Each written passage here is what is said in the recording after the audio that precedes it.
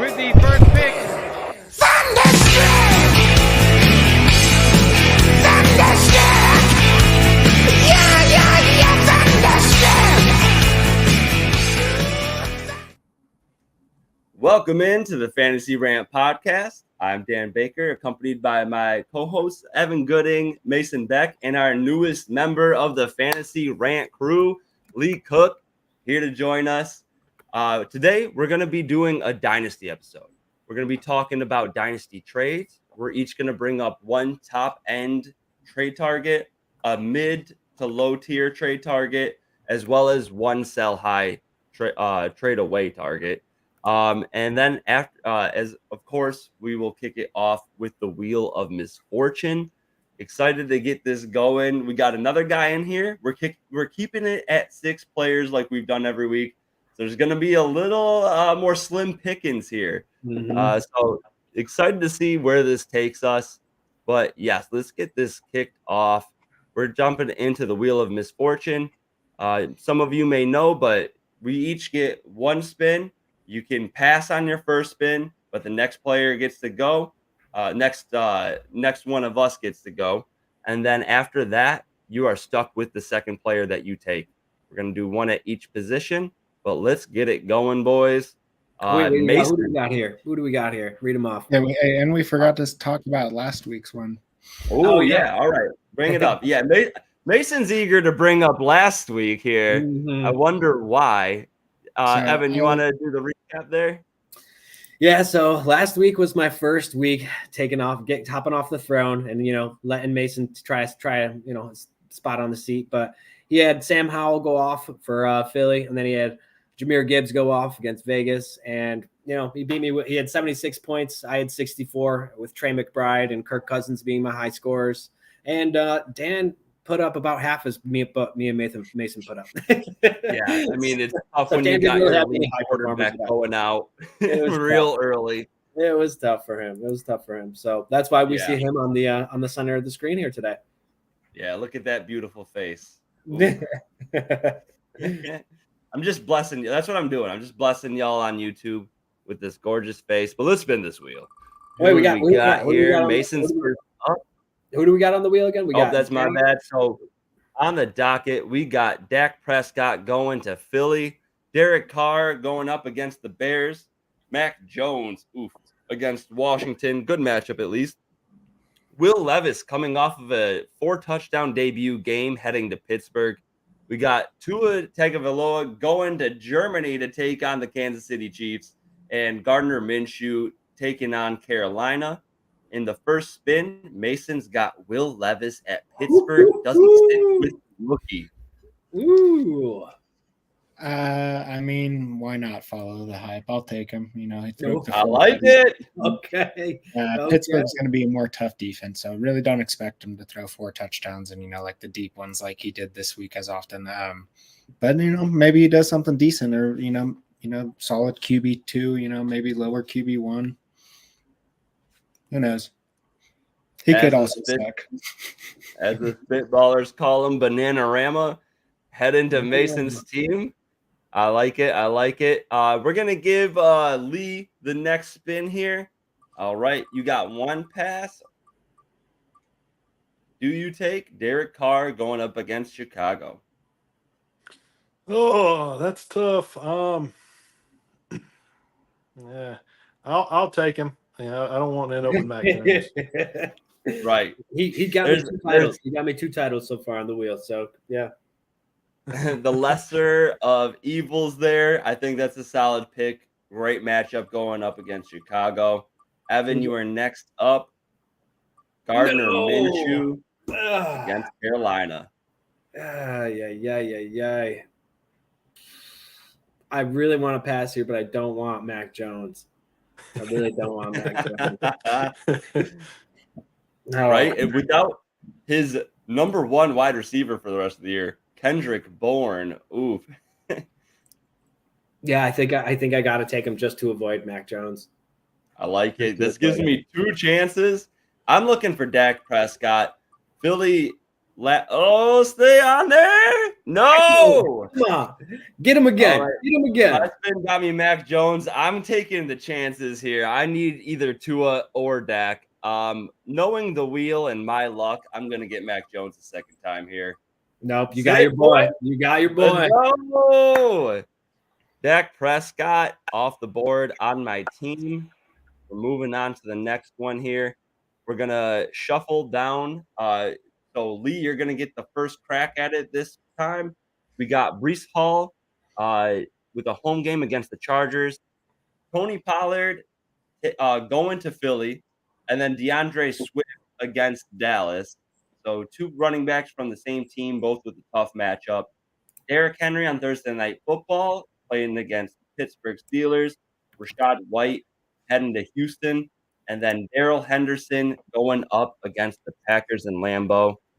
What Lee is taking on first.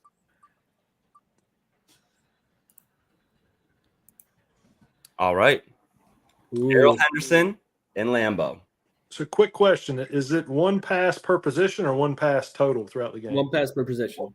Per position, right. Let's spin it again. I like that. Good matchup going up against Green Bay, but we got some studs on this wheel. So next up is Evan. Oh, Yes. does he go against this home team? Yes. Oh, he's pumped. He does. I wanted Breece. Breece was my target. I love Breece. I think he's going to get that good game or one good play, like Mason was saying earlier before the show. So I'm going to take Breece. No faith in your own Chargers. I'll let them know. Oh, they're still going to win. They're still going to win. I mean, Breece Hall is still going to do good. I don't want everybody to suck. All right. I got DeAndre Swift going up against Dallas. It's a tough one. I do think there are other better matchups on the board, but I'm going to stick with Swift. I think that even if Philly ends up going down early in this game, that we might end up seeing Swift with a bunch of targets here. So I'm taking Swift. Next up, we got Mason dethroning Evan. Oh, now that's the guy I wanted. Obviously, it's Derrick Henry, but I also have Will Levis. That's right.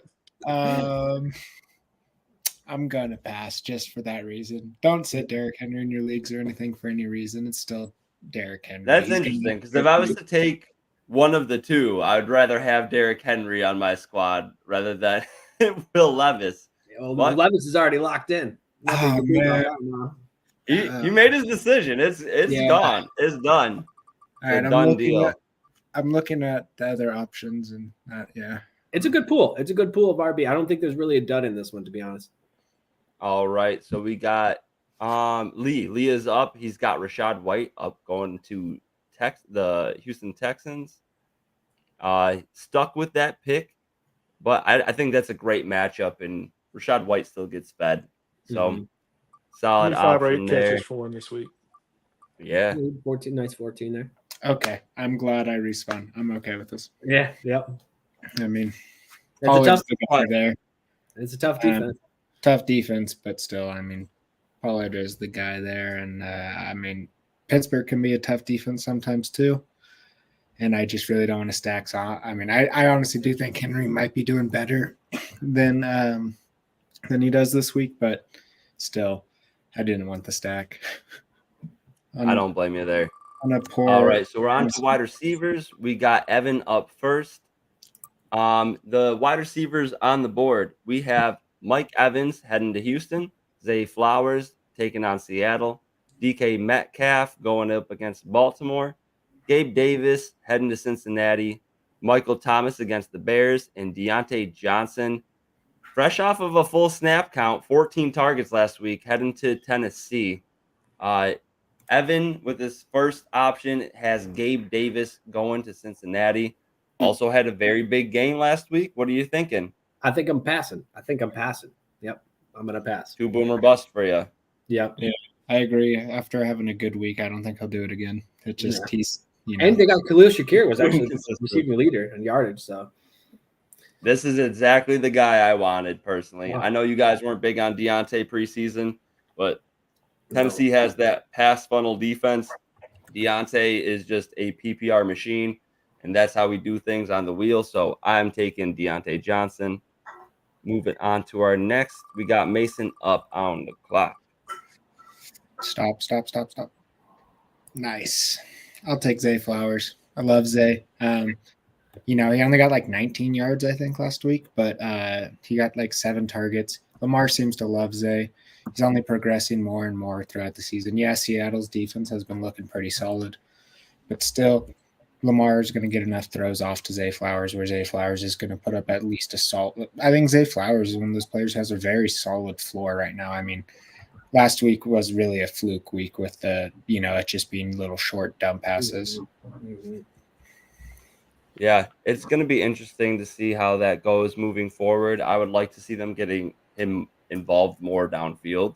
Right now, Odell and Rashad Bateman is not it. Mark Andrews is still the lead receiver on this team, but they need to get more creative with a guy like Zay. But still a good matchup there. I think Seattle is one of those offenses that could put up points against Baltimore to keep that passing offense going. All right, Lee, you got Mike Evans heading to Houston. What are you thinking? I like Mike Evans. I'm a little hesitant to have 2 Buccaneers. I'll stick with him. Taking Mike Evans there. All right. Ones too. No, Gabe Davis, why are you still in there? All right. Okay. I'll take DK. DK going to Baltimore. I think that is interesting. Evan, what's your thoughts on DK going up against one of the best defenses this week? To be honest, I mean he's kind of just like a big target, and they're throwing it down the field for him. And I do not like the JSN involvement. It is limiting kind of his target share, but better than Gabe Davis, that's for sure. That's why I'm happy. I can't wait for Gabe Davis to have his second blow-up game this week. No. We need to keep Evan off this. We need to see Evan's face on this wheel. Yeah, I've never been on the wheel. I don't want to be on the wheel. Not so far. I think we've done this 5 weeks now. Yeah, this is week 6. Week 6. All right. Actually, no. I've only won. Yeah, I went. Yeah, I don't know. We'll do the math later. All right. The math ain't mathing, but we're gonna spin this. Who do we got on the tight ends here? Who do we got? Who's the list? All right. So the list is we got Kyle Pitts going to Minnesota. We got Cole Kmet up against the Saints. Logan Thomas heading to New England. David Njoku taking on the Cardinals. Dalton Schultz against the Bucks, and Luke Musgrave against the Rams. I got Dalton Schultz against Tampa Bay. We're trying to keep the tiers similar on each wheel, and this week for the tiers, tight ends not so hot. We got some guys that are putting up some numbers, but the matchups aren't great. Right now, I am going to take Dalton Schultz, and it's mainly because we are going to see the Houston Texans without Robert Woods for a couple weeks. Last time we saw a wide receiver go down for this team, it was Tank Dell, and during that time, Dalton Schultz put up tight end 1 numbers. So I'm hoping some of the same fills in for that role for Robert Woods, especially since Robert Woods has been taking most of his snaps from the slot. So I'm taking Dalton Schultz here. Who is up next? I was last. So Mason, you are up right now. Ooh. What did you do here? Kyle Pitts. I mean, yeah, we know how Arthur Smith likes to break our hearts every week with Kyle Pitts. Maybe he'll give us 1 or 2 good weeks a season. So, let's hope that's that week. Maybe Heineke plays again and provides more. Heineke's the starter. I was going to say that just came out today. Heineke is starting, and that's the guy I was gunning for on this list. I wanted Kyle Pitts specifically because Heineke will take shots downfield. Like you said, though, Arthur Smith knows how to break a heart. Last week, we saw him, the Falcons threw a pitch to Jonnu Smith and then threw the ball to Pruitt while Kyle Pitts is blocking. What are you doing? What are you doing, man? Like, first overall But first round pick, top 10 pick, and you're just having this guy block on some weird plays, man. I just don't get it. I don't think I'll ever get Arthur Smith. So Never let him guess your next move. Evan gets him. I get him. All right, Lee, you got Cole Kmet going up against the Saints, coming off of a big game. I see the head shaking. No, he does not like it. Nope. Not with On to the next T-Bag one. throwing him. I don't trust T-Bag. I'm sorry. He's played okay, but I can't trust him. He has played okay. He has played solid, I thought. That is a new nickname I haven't heard before. I like T-Bag. Yeah. T-Bag. He says a no to T-Bag and to Cole Kmet. So we got Evan with the next pick here. Logan Thomas heading to. Yeah. I'm happy with this. Logan Thomas is looking like a true red zone threat, and Sam Howell's dishing it out left and right there. I think my target would have been Musgrave. I like Musgrave. I'm trying to trade for him in a couple different leagues, but yeah, I'm happy with this. Right. Definitely not the worst option on the board, but let's see who Lee is stuck with his last pick. Oh, no. Did he get him again? He got him again. It was meant to be. Cole Kmet is just meant to be. You The can't get wheel away. has spoken. Wheel has spoken. Wheel of Misfortune. Going to be interesting to see how this all plays out with 4 players on the board, or 4 managers, we'll call them, on the board now. Mm-hmm. But moving on to our next segment, we got some Dynasty trade targets lined up for you guys.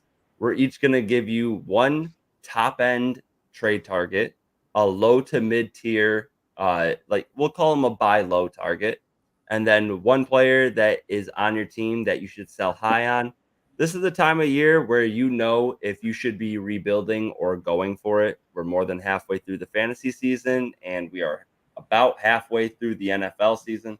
So this is the time to know where you're heading and make some moves in Dynasty. So we're going to give you a little bit of each.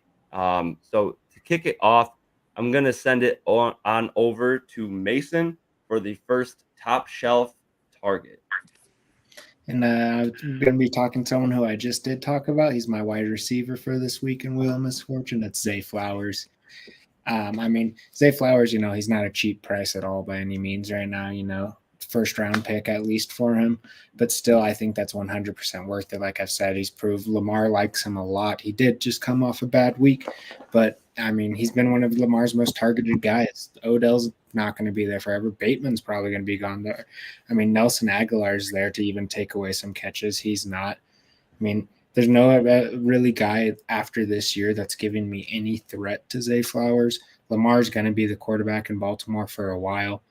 I'd say at least another 4 or 5 years at the very minimum.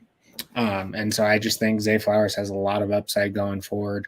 Any team I'm rebuilding on, I'm going for him. Even on a team where I'm competing this year, I traded for Zay Flowers, and I'm very happy that I can be starting him in my rosters even now. Mm-hmm. I just think Zay Flowers is going to be a very reliable guy with a very nice floor for pretty much most of his career if he continues to be like this, and he will improve.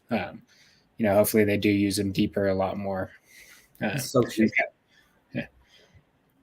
I love him there. Yeah. I love Zay Flowers.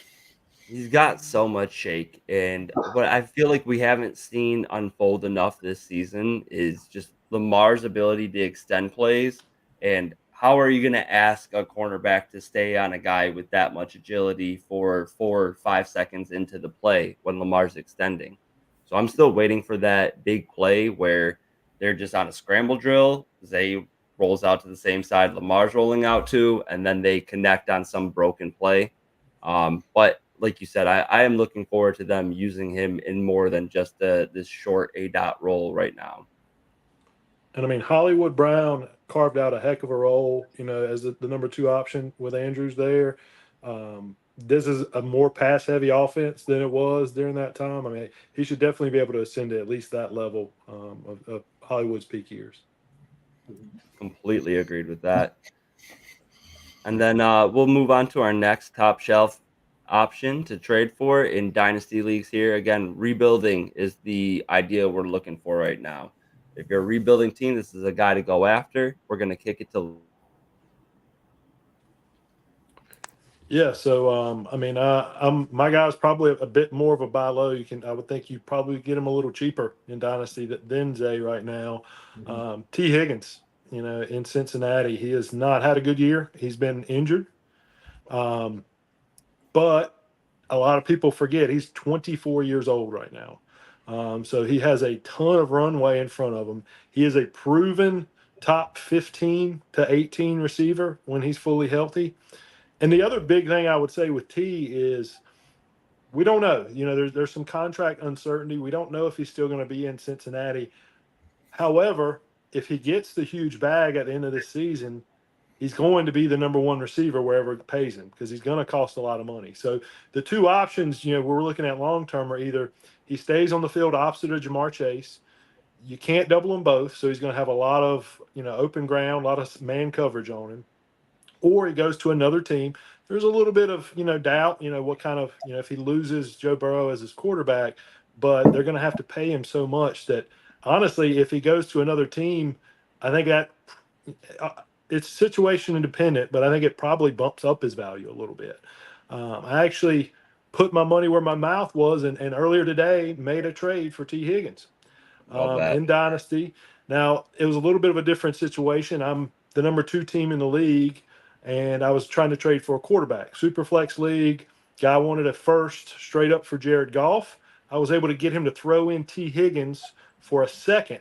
So a first and a second for Jared Goff and T. Higgins, and he sent me a third back. So I'm pretty thrilled with that return and looking for a bright future, try to see if he can win me a championship in the second half of the year. I think that's a great deal. I am a T. Higgins truther. Right now, the Bengals are targeted. They have the highest target market share towards their wide receiver position. 75.2% of the targets are going to the wide receiver position this year. That is an insanely high amount. And on top of it, it's really funneled to their top 2 guys. It's those 2 guys. Tyler Boyd gets some runoff, but it's going to Jamar Chase and T. Higgins. So I love that. I'm also trying to target him in Dynasty League. But I see Evan over here shaking his head. Shame. Evan, I remember you ranking him you. ridiculously low in your Dynasty rankings. What are you thinking right now? I mean, I'm thinking that you're just traded for a guy that hasn't put up 10 points outside of week 2. And then Okay. How many games has he been healthy? Well, he's been in 1, 2, 3, 4, 5 of them. Fully healthy the entire game? Actually, 6 of them. 6 of them fully healthy. Yeah. Let's not forget Joe Burrow was doing nothing at the beginning of the year. He could barely walk. Yeah. Right. No, I mean, it didn't stop Jamar Chase from putting up better numbers than 10 points. 10 points? Okay. 10 points. So he has 3 games above an 8 or above a 60% snaps or 68% snap share. So no, he's in not the 4. last He's got 3 week games 1. he's Week played, 1. You guys are counting out week 1 where he dropped 8 targets. when he went up against the best passing defense in the league at that time. So nobody's put up points against Cleveland before? What happened to the Not a Colts? lot of wide receivers. The Colts? What about the Colts? Name one other game. Name one other game where a wide receiver had a big game. There's other games. I haven't studied it, but fact of the matter is, I'm a T. Browns Higgins fan. I've is watched it so happen every boomer week. bust. And there's been years in the past where he's put up less than 4 points 6 times out of the year. You just can't. I need reliable, dependable guys. First week, Joe Burrow, fresh off of that was the least healthiest he's been all season. It was a rain game in Cleveland, and then on top of it, it's still this year a top week 3 3, 86% snap share, 3.1. Week 2, Okay. week 4, 51% snap share, 2.9. 51% snap share. That's when he went out with injury. 54%. There's a reason he's a buy low. Yeah, I get. He's going to stay low too, in my opinion. All right, you're going to be Evan, selling him low too eventually. You are so low on him. It's week 9. Let's say rest of season, week 9 to end of season. Let's say week 17. So we give the week before the playoffs off. Do you think he'll be a wide receiver too rest of season points per game? What did define wide receiver 2? Top 24. Top 24 wide receiver. Top 24 wide receiver the rest of the season? No, I don't think he will be. I'll put that on the board right now. because Okay. I'll I'm take that bet absolutely as well taking if I that can bet. get Anybody want this juice? Yeah. I want in there. Mhm. Mason, you're on our on too. Yeah, Bring him in. Bring him in. I mean, T. Higgins he throws up monster numbers sometimes, and I mean, yeah, he's having a buy low season. He's looking bad. The Cincinnati has looked terrible up until the last couple weeks, and I mean, they did dominate my boys, but like Higgins didn't throw up the monster numbers because Joe Mixon was finally showing off, like the old Joe Mixon we've seen. It was the first week of the season where Joe Mixon's been actually good. And T. Higgins still put it decent. I think he put it like 9.9, I think it was. I might be wrong about that.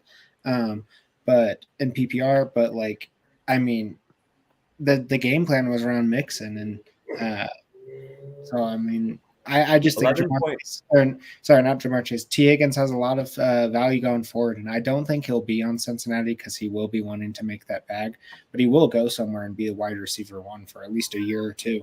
And I think T. Higgins, even now, buy him low. He gets signed somewhere else next season, goes somewhere else. His trade value is going to boom just because that's how the market works in Dynasty. Put on the board. I know So, you yeah, guys can't see that freaking sticky note, but it's us three against Evan. We're eventually going to get a board back there. Okay. Well, Tyler Boyd's seeing more snap shares than T. Higgins is, and he's helping Because he's been injured. And a broken rib. Can you imagine playing man. wide receiver in the NFL with a broken rib, having to go over the middle and take a shot? Justin Herbert played a full season with a broken rib. He wasn't catching passes And up how the did middle. he do last year? Yeah, but he was taking hits. But he Did his did worst okay. year by far last He year. did better than what T. Higgins is doing right now. And that's with the NFL protecting these little baby quarterbacks. Evan, I just took a look at our preseason rankings in Dynasty. You had T. Higgins as wide receiver 21 with Quentin Johnston ahead of him. Yeah. How do you feel? How do you feel? I hear about that. Well, we can call out our if we want to dive deep into that. We can go back into our rankings. Oh, I got it up right now, baby. Let's go. Like no, Hey, look Johnson, at he Jacoby looked good Myers last week, ranking. actually. QJ actually looked good last week. He's starting to get more involved in the offense, and yeah. he definitely did not meet my expectations though. And this is that was Dynasty rankings too. We're thinking long term for Quentin Johnson is long term play. He's not somebody that I was expecting to be a top 24 this year. That was not the question at hand. How old is Quentin Johnson? Anybody know? We'll have to review the tapes. He's We'll have to 21, review the tapes. I'll look it up real quick. I think he's 21 though. Yeah, he's 21. He's really young. He's a long-term play. He's a long-term play. First-round draft pick. He's going to be there for 5 years. So at least, I think. Oh, no, he's 22. Right. He just turned 22. 2 years younger. I digress. Evan, I'll kick it off to you for your top shelf buy low option. Who are you thinking? All right. And this is just going to be – he's not like a wide – most of the wide receivers were targets here for everybody else picked a wide receiver. So try to change it up a little bit. So here's a running back that you could take if you're a rebuilding team. I see a lot of success for Isaiah Pacheco down the line. They're starting to get him more involved in the passing game. He's seen 14 targets over the last 3 games. What is concerning is seeing his snap share decrease a little bit. So I don't love that. But I just don't think that they're just the Chiefs. It hasn't met like the game plan and what they're doing. So I hope that next year they're dropping Jerick McKinnon and it is just him and maybe Clyde or somebody else like that. And then Pacheco could just keep running away with the role. But once Jerick McKinnon goes from that team, I think Pacheco is going to really take off. Yeah. Yeah. I mean, I like Pacheco. I definitely think his value is very underrated on the market. I mean, I just don't put running backs on my rebuild market because their prime career is still such as I totally get what you're saying. I'm not saying, you're wrong by any means, but running backs are just not my target when I'm trying to rebuild because they got like less years than a wide receiver. Well, all we're talking about on here, there was only all wide receivers except for one later on as a sell high. So I wanted to get a little bit of variety in here for us. I don't blame you there. I do agree with what Mason's saying, though. He's a 7th round pick. There's not a lot of I don't think that there's a contingency plan for the Chiefs based around Pacheco. They could get rid of him and not think twice about it. But it will be interesting to see how they move forward. They don't have a great history of drafting running backs after taking Clyde Edwards in the 1st round. Maybe they shouldn't have listened to Mahomes saying, I want that guy. Maybe trust in your general manager. I don't think Mahomes is out here doing all that research. But, regardless, I do think Pacheco is a good buy low candidate in general. Like Mason was saying, I don't think that his value is where it should be at the current moment, especially with just like the lack of wide receiver weapons on that team. There's nobody consistently offering production in that offense outside of Travis Cadell. Travis Kadelsey is what I said, and I'll stick with it. Travis Kadelsey. Hey, You mean Taylor Swift's boyfriend? Yeah. Yes. Who is even Travis Kadelsey? You know, so. All right, but Lee, what are you thinking about Pacheco as a buy low? so I like Pacheco as a buy low, but not for a rebuilding team. I think if you are trying to win a championship, you could absolutely get him from a team that's rebuilding or in the middle of the pack. My concern, and you kind of touched on it, Dan, the draft capital is not there. And if we're rebuilding, are we even really expecting to win next year? Because I would see him being the main guy again next year, but is he a guy that gets a second deal? You know, he's already in his second year. So if we're projecting out a couple of years, is he going to be a long-term solution? I mean, he's been a solid running back. A lot of that, I think, comes from the volume, you know, whenever he's gotten the volume in you know, a phenomenal offense. But I wouldn't expect him to bring in a big budget or big name free agent at running back. But I would expect Kansas City to be drafting another running back in that 2 to 4 round range who's going to be, you know, giving him a lot of competition, if not in this upcoming draft and the following draft. So long term, I don't know that I really want to stick with him in a rebuild, but I do like him as a buy low if you think you can sneak into the playoffs and make some noise. Who would you say is a good target then for running back, if for a top shelf buy low? Top shelf buy low. That is difficult, but right now, in terms of dynasty outlook, I think that Tony Pollard, especially right now, coming off of a few bad games and knowing that he doesn't have any safety in this contract because he's been franchise tagged, I think that he is a talented enough back that is stuck in a terrible Mike McCarthy system. Mike McCarthy likes to pretend like he can call plays, but every year he's done it, even with a first ballot Hall of Famer in Aaron Rodgers. It's just an inefficient offense. You know, like we've seen Pollard have like great metrics in terms of like per touch. You know, obviously he didn't have the same tread on the tires as when Zeke is taking 200 plus touches. But I do think that Pollard is a guy that is better than he's showing in the past 3 or 4 weeks, and that he would be a solid buy low target right now. Honestly, my buy low, I would say, I mean, if we're talking like I'd say higher value, I would probably go Ramondre. Just because he's underperforming crazy how he did compared to last year. I mean, it's the Patriots offense. It's all out of whack right now. But if we're not talking high tier, I'm honestly going to go Jordan Mason because he's got my name as his last name. I love him. He's a Niner. That dude is a beast when he gets in the field, and I think Mitchell's gone next year. He's going to be the backup to Christian McCaffrey, sit behind him another year. You know, I don't know if C-Mac stays there after that. Then it's going to be Jordan Mason going in there. I love Jordan Mason. He's been a beast every time he gets a chance, whether it's preseason or just a low percentage of carries he's getting. He just proves himself every time he gets a shot. I like that you have that with Jordan Mason because I have that. I mean, obviously also a Browns fan, but Baker Mayfield, my last name's Baker. It's his first name. You got the opposite with Jordan Mason. You know, Lee and Evan, you guys are going to have to find somebody. I mean, James Cook's my guy. So there you go. Dalvin, and we got the little brother, you know, cousin James. Fundamentally, I don't, kind of to Mason's point, I think if you're rebuilding, you build out in other places, the long-term wide receivers, if it's super flex, your quarterbacks. I don't really know of a high-end guy if I'm in a full-scale rebuild that I'm going to reach out for as far as a running back goes. Honestly, trying to project that guy that's going to be valuable in a year or two is a crapshoot. But to me, I would look to some of the underperforming rookies who haven't had a chance really this year. The Tank Bigsby. I could see a path for Tank Bigsby having a role in next year or the year after. Keandre Miller with New Orleans maybe would be my top target. Coming off an injury, does have a little bit of draft capital. Will not have obvious competition. The Saints maybe bring in somebody, but he's done nothing. I feel like you could get him pretty cheap right now and just stash him on your bench. And I they're tried lottery buying for tickets. 2/3, couldn't get him. 2/3 couldn't get him.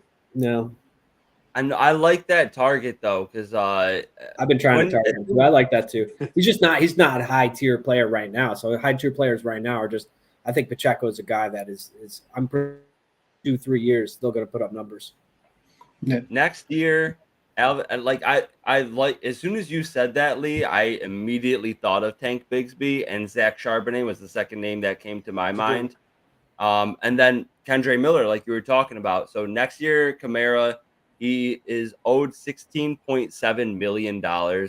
And after June 1st, when the league switches its calendar year, the dead cap is only $6.9 million. I don't know if they necessarily want to get rid of him immediately then.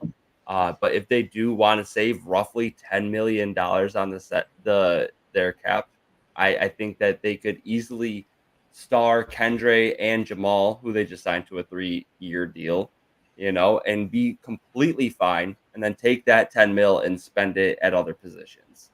So I do like both of those guys as solid options moving forward. No, yeah, I mean, honestly, Kendre's value really depends with how the Saints play out the rest of the year. If they think that, they're still a team that can compete, maybe make a playoff run, then Kamara is going to be there, no doubt, next year. I mean, he's their best, most consistent weapon right now on that offense.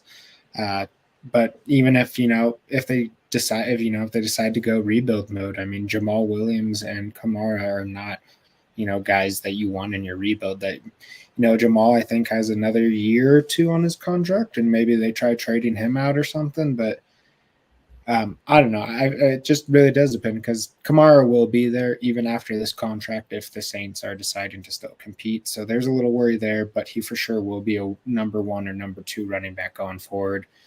And I mean, even if Kamara is still there, number 1, he's going to be like a 30-year-old back at that point. His snap percentage will go down. Kendre Miller will, dig into that snap percentage a lot more. Tank might be a bust overall, though. He's got, I think, just about as many fumbles as touches right now. So that's crazy. With that draft pedigree, second round, I have a hard time believing that they're just not going to use him at all. And that also, Etienne's coming off of a little ankle injury. He returned to the game, but if that comes back up, Tank Bigsby becomes a top priority waiver ad. Right. Who else they got there? They got somebody else too that has been seen. I actually think that he might see more work than Tank, to be honest, if something does happen to you. Michael Hasty also. We both said the backup running backs are our own teams at one point or another, but I think Tank Bigsby is the clear option ahead of that. But we are starting to run a little short on time if we want to get all of these targets in. So I'm going to move on to the next guy here. My top shelf buy low target is Chris Olave.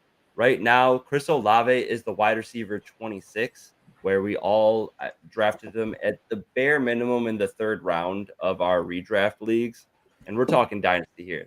Dude's young. He's very talented. He's only got Michael Thomas on the team to compete with and Rashid Shaheed. Right now, Jawan Johnson is just coming back from the injury.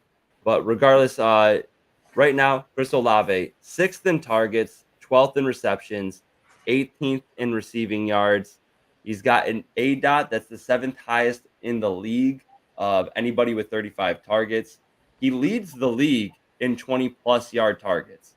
They're taking shots downfield. Right now, for whatever reason, the connection is just not there between him and Derek Carr. Derek Carr is new to this offense. It's going to take a little bit of time to get on the same page with his top-end target, but he's not going anywhere. The dude is super young. He's only in the 2nd year of a potential at least 4, maybe 5-year contract since he was a 1st-round pick. But right now, on those 21, 20-plus yard targets, 1st in the league, he has 4 receptions on those targets. that 19% completion percentage on those targets is 75th out of all wide receivers. That's not going to keep up. There's going to be some positive regression in his favor. And then in the same light, he's got 1 touchdown on the season. There's going to be some positive regression there. Right now, Rashid Shaheed, he is 4th overall in 20-plus yard targets. He's caught 10 of his 15 targets. That 66.7% is 5th in the league compared to Chris Olave's 75th in the league completion percentage. That's going to sway a little bit in his favor. We're going to see Derek Carr start to connect with him downfield. I think some of those are going to end up being touchdowns when you're when you're targeting the guy with that speed and his separation numbers. He's going to put up some big numbers on those deep targets. So I think that there's going to be some positive regression heading towards Chris Olave's way. This just can't keep up. But right now, people might be a little bit upset with the numbers he's putting up for where they took him in startup leagues, or even if they've had him for a year now. I think that Chris Olave is due for a bounce back and due for a bounce back soon. Yeah, I mean, the Saints play calling has just been poor this season. It hasn't been good if you watched it. Michael Thomas will be gone there soon. Olave was drafted this season in Dynasty startups, 2nd round, I believe, like later 2nd round, mid-2nd round. And he's definitely not – the market is not valuing him as that anymore. I love Olave. I think he's a long-term play. I don't know how long Derek Carr is going to be the quarterback. I know he got a big deal, but he's looked bad. I think Jameis Winston honestly could be the key to unlocking him this year. Depending on Carr getting injured. I know he's been banged up quite a bit, but long term, I mean, those Ohio State wide receivers, man. You look at that wide receiver room from last year, and it's one of the all-time rooms. The guys that are coming out this year as well, but Olave may be the most talented between him and Garrett Wilson. They're both up there. If you can get him for cheap at all, or a reasonable price, 2 seconds. I mean, it's such a good class. It's hard to say this, but if you think you have a late first rounder, I would certainly ship that off for Olave right now. He's a long-term guy. He's going to be in the league 10 to 12 years and have a really nice career. I don't know if you get that for Olave right now, but I do think that his value is taking a hit, mainly a lot of things because Rashid Shaheed is taking those deep targets. A lot of those deep targets are going to, and he's being successful with it too. But I don't expect that to. I do expect Olave to come back and be more valuable down the line too. So I agree with this. Word. All right, we'll kick it off to our next. So we're moving on to our low to mid tier buy low targets. I'm gonna send it right back to where we started. Mason, who do you got for your buy low target? This guy I was hyped about going into the season. Rightfully so.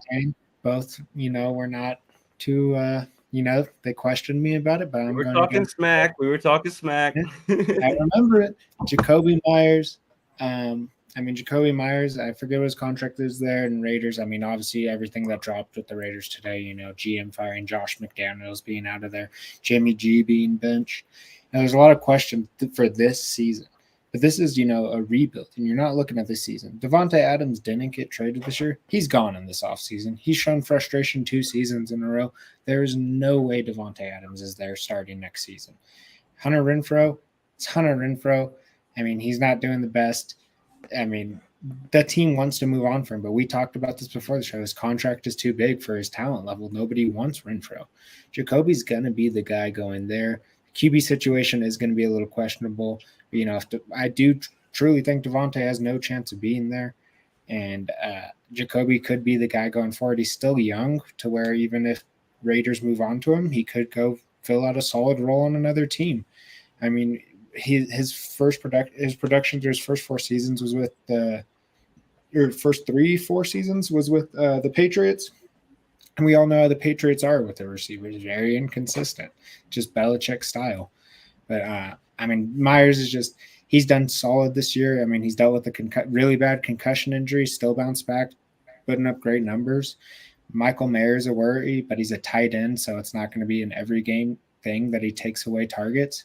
I just think Jacoby Myers is so undervalued right now. Like, you might be able to get him for like a third right now.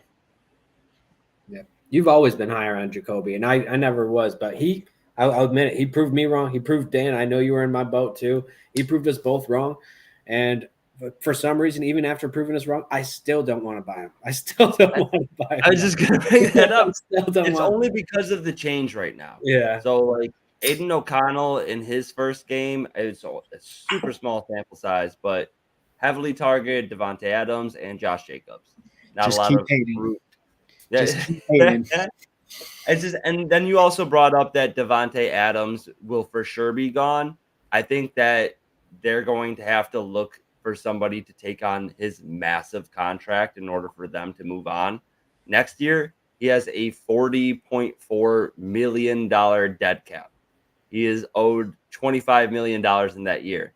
To me, if I'm the Raiders and I have to take on any of that contract, I'm willing to just keep Devontae Adams, especially since he's about 46 days away from turning 31. So they need to take on a massive contract for a 31-year-old wide receiver. I love Devontae, still, in my opinion, easily a top 5 real NFL wide receiver in what he can do for you. But age, contract makes it difficult to move on. I more so think that they try to go and target a top-end quarterback like they always do. Not successful this last year, bringing in Jimmy G. But, I don't think it's going to be so easy to move on from Devontae. Yeah, I would agree. And if memory serves, I want to say it's like 3 years, 48 million, something like that. I know it was almost an identical deal to what New England gave Juju Smith-Schuster, which is an all-time bad move. I like Jacoby. I mean, I'm here in North Carolina. Watched him at college at NC State. The guy's really developed as a player. The big concern, kind of what you guys pointed out already, is what does the quarterback situation look like going forward? Jimmy G getting benched. He's probably not going to be there very, very long. Aiden O'Connell, to be determined. I mean, he's a young guy. Who knows? But, yeah, anytime you have such an uncertain quarterback, and honestly, that makes him much cheaper. So, pennies on a dollar, if you can get him for a third, he could probably contribute, be a flex type of guy for you in the next couple of years. Yeah. All right, so we'll kick it to our next target. We got Lee coming up with Jahan Dotson. I love it. I know you're a Commanders fan. State your case for your boy. Yes, sir. So, I mean, I think it's huge amount of hype coming into the season. Had a really strong rookie year when he was healthy. 7 touchdowns as a rookie. Target share was kind of off. He had some big drops, but really wasn't getting fed. In the last week, he had his breakout game for the season against the Eagles last week. The price may have went back up a little bit, but ultimately he's going to be there. He's in the second year. He's a first-round pick, so he's probably going to be there, for the next 4 or 3.5 seasons now. You've got Terry McLaurin on the other side of the field, who's still going to draw a lot of attention. And the biggest thing I would say for him, beyond the obvious talent, is how pass happy Eric Bieniemy has been. Yep. I think it's more than 50-50 that he's going to be the head coach at some point this year, and probably next year. He'll be the head coach if it doesn't happen this year. So that offense is very pass happy. You've got a quarterback who, while he makes some mistakes, you keep him upright, he's going to sling the ball around. I look for the target share, to really consolidate. Curtis Samuel's in the last year of his deal, so he'll be gone next year. Logan Thomas is not getting any younger, so you really have 2 premier options. I think he's going to eat a lot next year. I completely agree with that. After Minnesota had a hot start, right now Washington over first 8 weeks, highest pass percentage in the league, 68.7%. I do agree with you, especially with like Logan Thomas is going to age out. Jahan Dotson's too talented to not perform. And after a really poor first 6 weeks of the season and like being injured last season really kind of took his value down. Even if you look at his per game metrics, he was up there with Olave and Garrett Wilson. So I really love Dotson. I wrote an article about him in the offseason talking about how he was a buy low target even at that point. And the first 6 weeks of this season, I think, dropped his price even lower, even with his impressive week 8 performance. Yeah, no, I agree. Sam Howell just honestly looks solid, and that team is very pass heavy right now. Yeah, love the J Dot. I actually don't know why he's not doing that well this year. Like, he should be doing better than he has been doing this year, but he's low. He's low right now. So get him all you can. All right.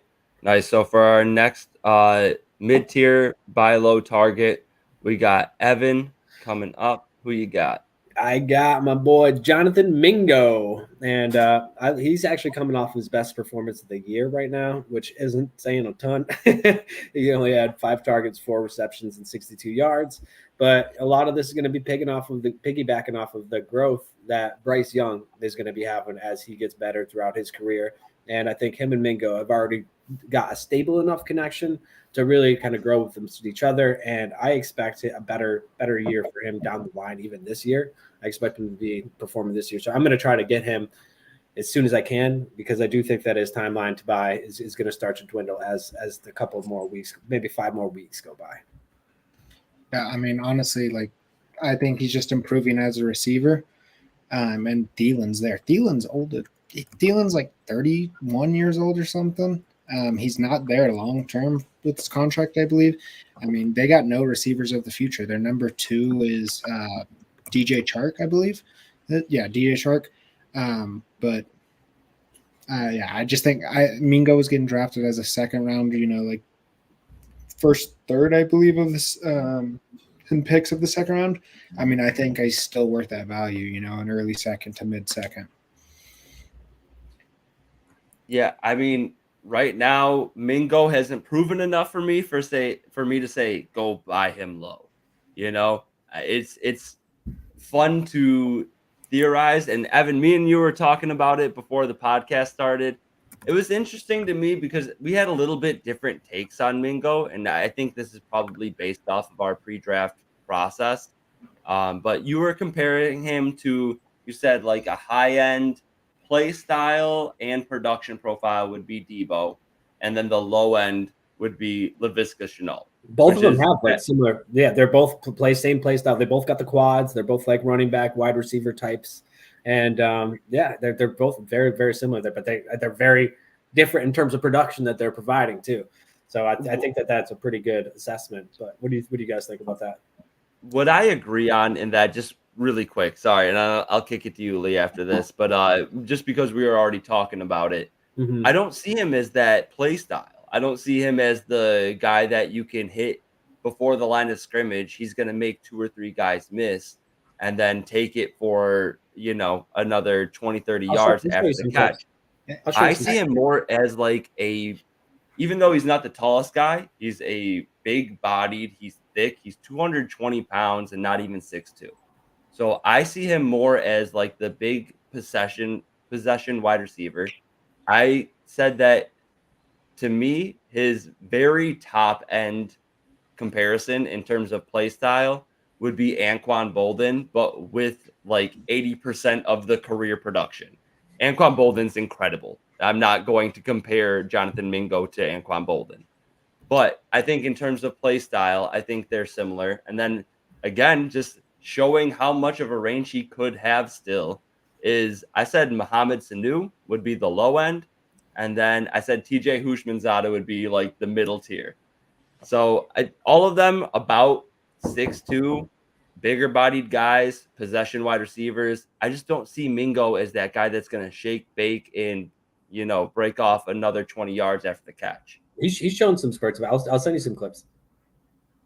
Yeah, send me those clips. I got 2 words. Terrence Marshall. Oh, boy. That's that mess. Talk that mess. Terrence Marshall. He, I don't want to. If I could get him as a throw-in on a trade, sure. I'm not giving up anything close to a second-round draft pick for him at this point. I just haven't seen enough. And maybe Bryce Young, does develop. He did look better in the last game, but I'm not betting all my chips on not only does Mingo have to develop, but his quarterback has to develop as well. This is a team that is going to be looking to bring in a true, wide receiver one. It was rumored earlier in the season. That's got to be one of the number one priorities in the offseason. He could develop, sure, but I'm not, as Dan said, I haven't seen enough yet to really want to give anything of value. If I could get him for free or as a throw in, I'll take him as a lottery ticket, but nothing more. You're not gonna get him for free. You could get him pretty close to free.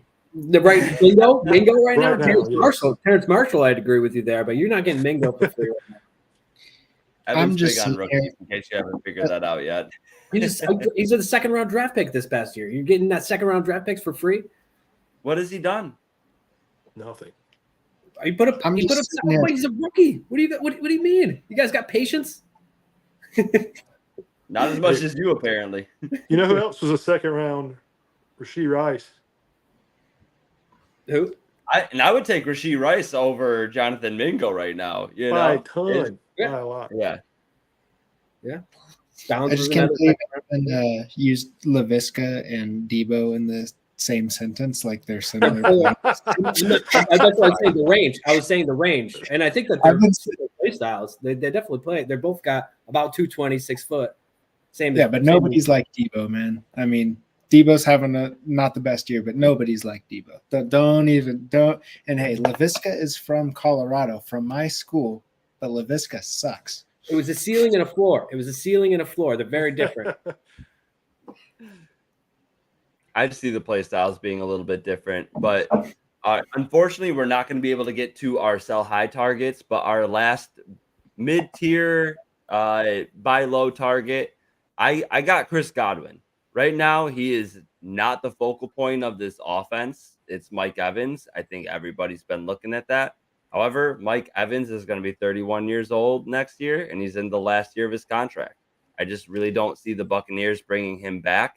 I think Chris Godwin has this year and one more year left on his contract. He's an undrafted free, or he'll be a unrestricted free agent in 2025. But his dead cap is still in that year going to be 18.8, and then in 2024, and then in 2025, 26.3 million. I don't know what they did with his contract where his dead cap is going up, but they're not getting rid of him anytime soon. And Mike Evans, I really don't see him being brought back. I think he still, after this year, after putting up good numbers, is going to request a lot of money. He's still going to want that bag after being that dude that put up 1,000 yards year after year after year. Whether it be a short contract that he gets with another team or not, I don't think he's going to be with the Bucs. On the same note, I think Baker's playing well enough to the point where the Bucs are not going to be able to get a rookie quarterback. Right now, through the first 4 rounds, the Buccaneers only have their own picks. So if they finish in the mid tiers of the teams, like anywhere from, let's say, 12 to 20 even, I don't think they're going to be able to go and get a rookie quarterback. I don't think they're going to have enough draft capital to really make an impact and trade for a big target. And I think Baker will still be cheap enough to re-sign to, I'm thinking something like a Jimmy G contract this past year, 18 to 22 mil, somewhere in there, high incentives, low guarantees, but a short-term extension for Baker Mayfield. Right now, Chris Godwin's in the mid-range for most of his numbers that he's putting up this season. 24th in targets, 20th in receptions, 30th in receiving yards, 24th in yards per route run. He's catching a ton of his contested targets, but he's only got 1 touchdown, and that's what's bringing down his numbers, similar to Chris Olave that I brought up earlier. Both of them low touchdowns, bringing down their overall fantasy points. I think that you guys can go out and get him since he's going to be 27, turning 28 next year. I think that some players are going to be ready to move on from him, but he's still got another 2-3 years left of production. Yeah, no, I mean, if I'm a competitive team right now, I'm trying to move on from Chris Godwin, see if I could bring in someone else who's going to be better this year. But like you're saying, Baker's playing good. Something a lot of people forget about in the NFL is that it's a business. What makes a business money? is being competitive, and Baker is making that team, keeping them competitive, keeping views on them, giving them a shot at playoffs, which is the real money maker. I mean, I see Baker being there for at least a couple more years if he plays like this. I agree with that. And I agree with you too, Dan. I like Chris Godwin on this buy low. I like him both as well. Agreed. I think a lot of people feel like he may be older than he is. The age thing, the injury history is a little scary. But yeah, I would certainly take more shares of Chris Godwin for sure. Awesome. All right. I wish we got time to touch on some of these sell high targets, but we're going to bring them up next week. Stay tuned for another episode of Fantasy Rant. We're going to bring you those sell high targets and, Wheel of Fortune plus more. Who's All getting right, the crown this week, and who's going to be on the wheel? I'm taking it. this week, boys. Call your First shot. time, Call your shot. Evan's going on the wheel. Listen. No. Yes, sir. All right. Have a great week 9, boys. Hope you guys win your leagues and take it